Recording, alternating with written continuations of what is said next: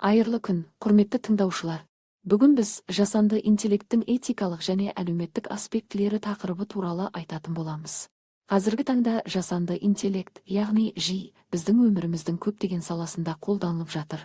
Мысалы, білім беру, медицина, банк жүйесі, қауіпсіздік және әлеуметтік желілерде ЖИ технологиялары кеңінен дамуда.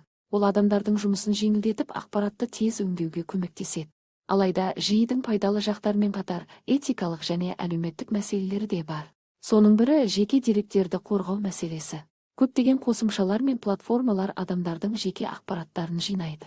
Егер бұл деректер дұрыс қорғалмаса, адамның құпия ақпараты сыртқа шығып кетуі мүмкін. Сондықтан жеке мәліметтердің қауіпсіздігін сақтау өте маңызды. Келесі мәселе – әділдік пен бейтараптық. Кейбір жасанды интеллект жүйелері дұрыс емес, немесе бір жақты ақпарат негізінде жұмыс істеуі мүмкін.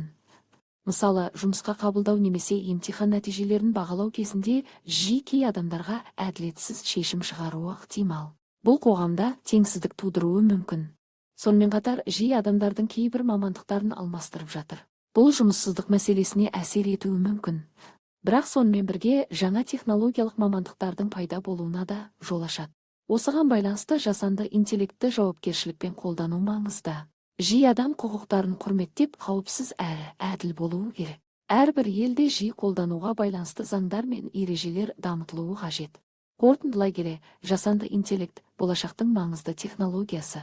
Ол қоғамға үлкен пайда келеді, бірақ оны дұрыс және этикалық тұрғыда пайдалану өте маңызды. Назарларыңызға рахмет.